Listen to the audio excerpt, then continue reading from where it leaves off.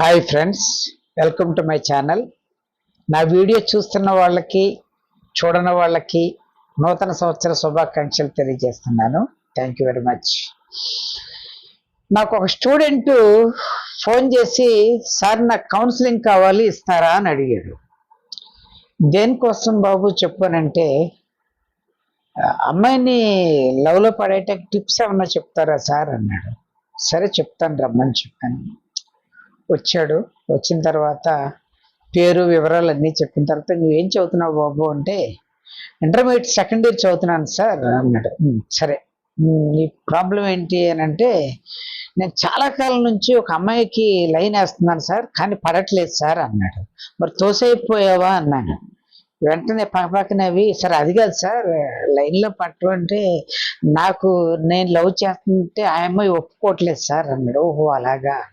అవును, నువ్వు ఇంటర్మీడియట్ చదువుతున్నాను అన్నావు, సెకండ్ ఇయర్ అన్నావు కదా, ఫస్ట్ ఇయర్ ఎన్ని మార్కులు వచ్చినాయి అంటే, ఒక 4 బ్లాక్ లెగ్స్ ఉన్నాయి సార్ అన్నాడు. Very good.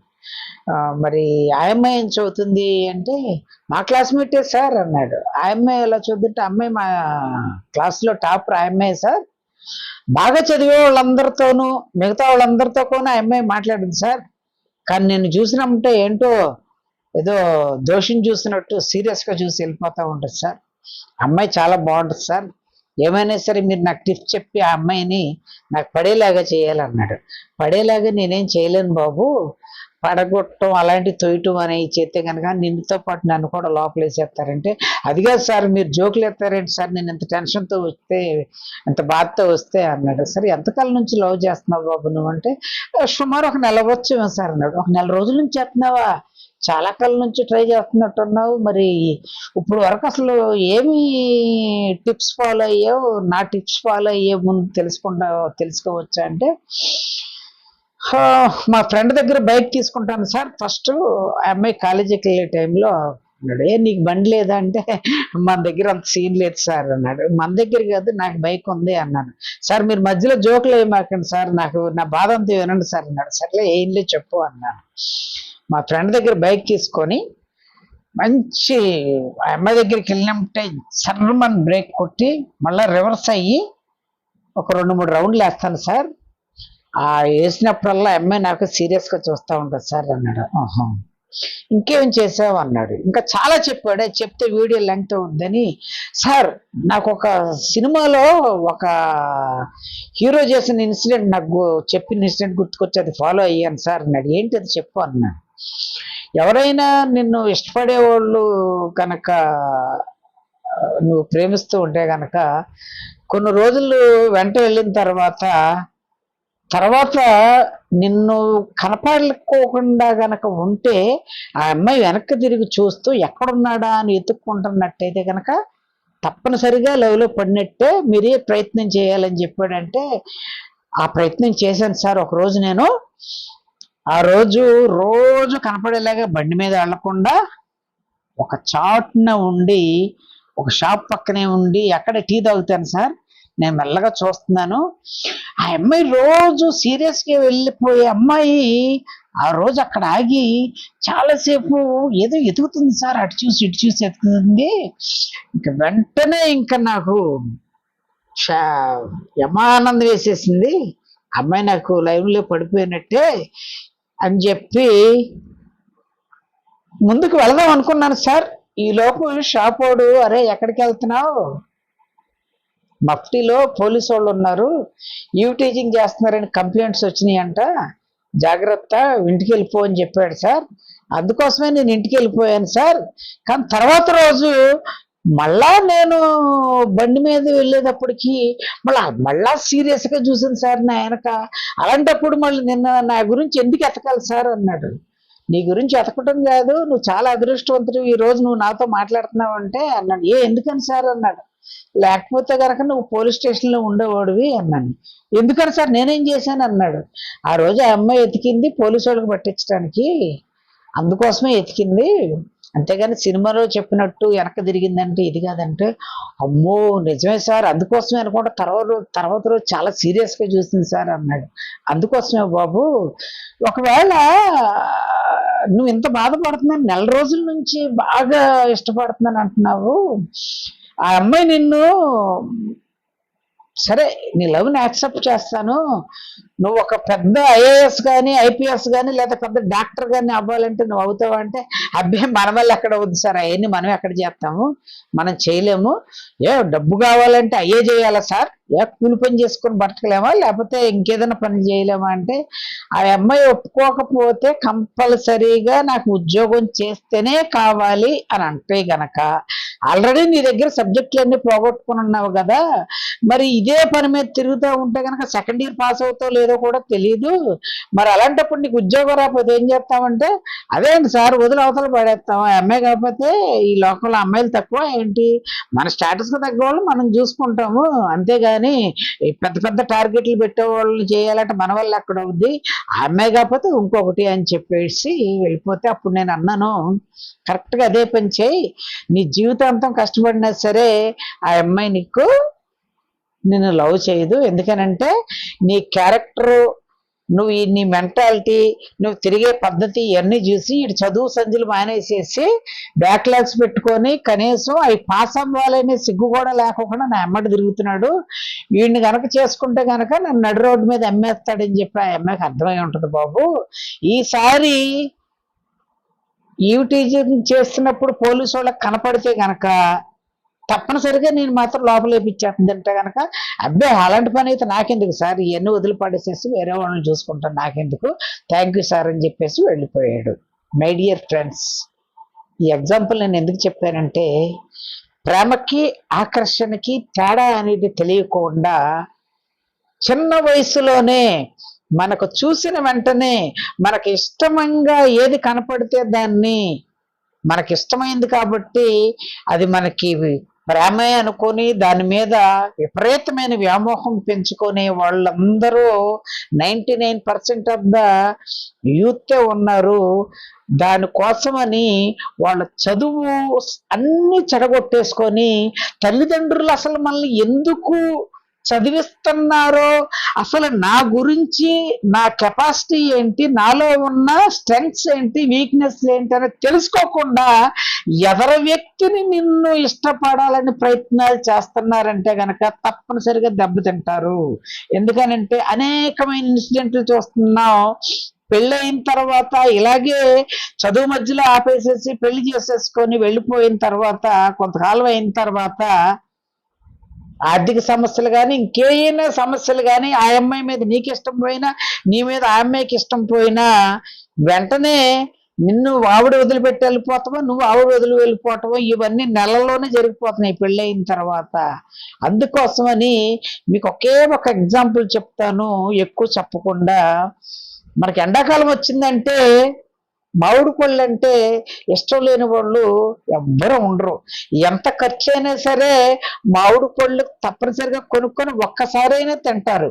అది తిన్నంతసేపు దాన్ని ఆస్వాదిస్తాం, తిన్న తర్వాత లోపల టెంకను తీసి అవతలకి ఇసిరి కొట్టేస్తాం, ఎందుకంటే అప్పుడు ఇంక అయిపోయింది దాని పని. అదే నువ్వు ఒక మామిడి చెట్టు పిన్నని తీసుకొచ్చి ఆ ఇసిరేసిన టెంకలో ఉన్న జీడి గింజని నువ్వే నీ ఇంటిలో స్వయంగా పాతి పెట్టుకొని దానికి చక్కగా పాదు చేసి నీళ్లు పెట్టి ఎరువేసి అది రోజు రోజుకి పెరుగుతూ ఉంటే దాన్ని సంతోషంగా హ్యాపీగా చూసుకుంటూ దానికి చెదలేదన్నా పడుతూ ఉంటే ఆ చెదలకు మందు వేసుకుంటూ ఆ చెట్టు పెద్దదైన తర్వాత దానికి కాసిన ఆ కాయలను పండేసుకొని తిన్న తర్వాత వచ్చే ఆనందం మాత్రం జీవితాంతం మర్చిపోలేవు. ఇది నా చెట్టు, నేను పెంచుకున్న చెట్టు, నేను కష్టపడి జాగ్రత్తగా అపురూపంగా చూసుకున్న ఈ చెట్టు పండు నేను తింటున్నాను, మీరు కూడా తినండి అని ఎదటోళ్ళకు కూడా ఒక పండు ఇచ్చి పెడతావు. ఎందుకోసము? దాని మీద ప్రేమ. ఆ చెట్టుని నువ్వు ప్రేమగా పెంచుకున్నావు. ఎన్ని సంవత్సరాలైనా, ఈ రోజు పాతినమ్ముటే రేపు కాయలు పెట్టేది కదా, ఏదైనా కాయలు కాసేవి కదా, అది దానికి కొన్ని సంవత్సరాలు ఉంటది. అన్ని సంవత్సరాలు ఓర్చుకొని దానికి నీళ్లు ఎరువు అవన్నీ వేస్తున్నావు కాబట్టే అది సక్సెస్ఫుల్ గా పెరిగింది, దాని పండు నువ్వు ఆనందంగా తింటున్నావు. జీవితాంతం అది బతికినంత కాలం అది పండ్లు ఇస్తూనే ఉంటుంది, నువ్వు తింటూనే ఉంటావు. మన లైఫ్ కూడా అంతే. తల్లిదండ్రులు సంపాదించే డబ్బులతో చదువుకొని ఎంజాయ్ చేసే టైము మామిడికాయలు బయట కొనుక్కొని తినే టైపు.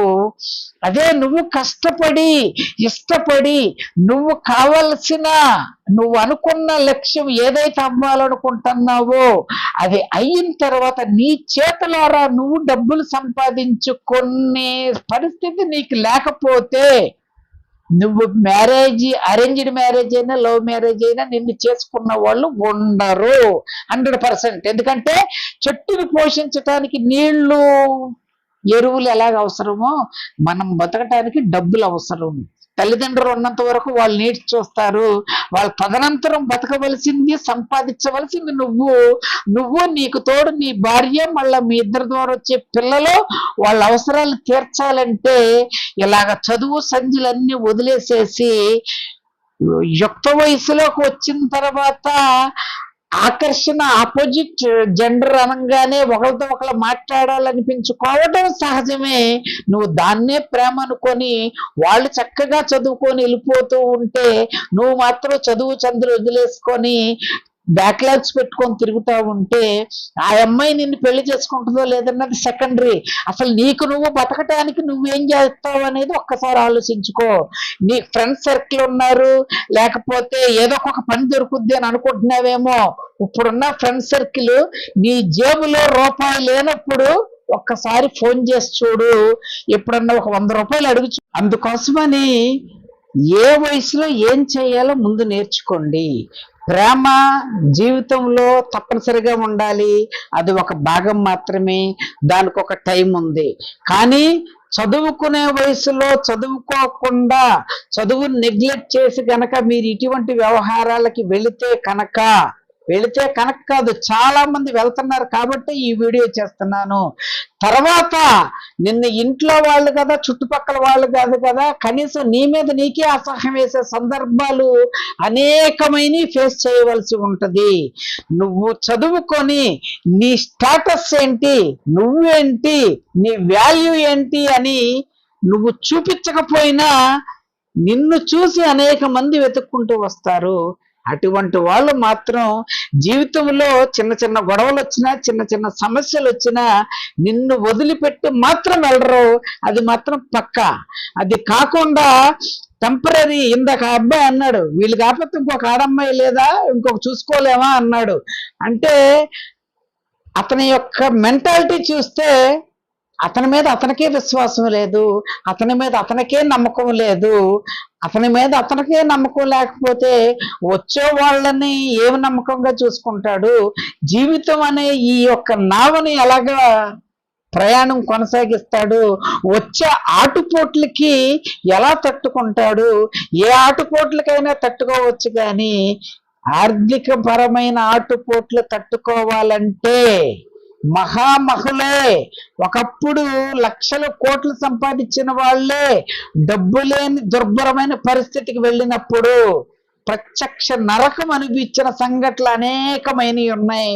అటువంటి మీరు ఫేస్ చేయకూడదంటే గనక ఫస్ట్ ఆఫ్ ఆల్ మీ యొక్క కెరియర్ మీద, మీ చదువు మీద, మీ బిహేవియర్ మీద మనల్ని నలుగురు ఇష్టపడేలాగా సంపాదించుకునేలాగా నువ్వు ఉండాలి. కానీ నిన్ను చూసి నమ్మటే అమ్మో ఈడొస్తున్నాడా, అమ్మో లేదా అమ్మాయి వస్తుందా అని చెప్పి బెదిరిపోయి పక్కకి వెళ్ళిపోయేలాగా ఈ వయసులోనే చేసుకున్నారంటే అది మామిడి చెట్టులాగా పెరిగి వృక్షమైపోయి ఏదో ఒక రోజు ఆ చెట్టు ఎండిపోయి పడిపోయిన తర్వాత ఏం చేస్తాం, దాన్ని చెట్టుని నరికి ఆ యొక్క పుల్లల్ని నీళ్లు కాచుకుంటే అలాగైతే ఉపయోగించుకుంటామో మన జీవితం కూడా అలాగే అయిపోద్ది. కాబట్టి తప్పనిసరిగా అనేక మంది మీకు ఇటువంటి విషయాలు చెప్పుంటారు.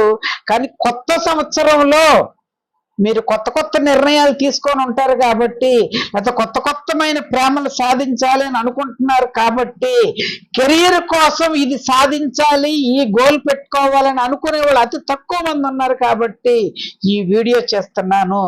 దయచేసి ఈ వీడియో చూసిన వాళ్ళు మాత్రం ఈ సజెషన్స్ కనుక ఫాలో అవుతే తప్పనిసరిగా మీ లైఫ్లో సక్సెస్ అనేది కొంతకాలం మీకు అందకుండా ఉన్నా తప్పనిసరిగా ఏదో ఒక రోజు మీరు ఊహించిన స్థాయిలోకి మిమ్మల్ని తీసుకెళ్లి నిలబెడుతుంది. Thank you very much.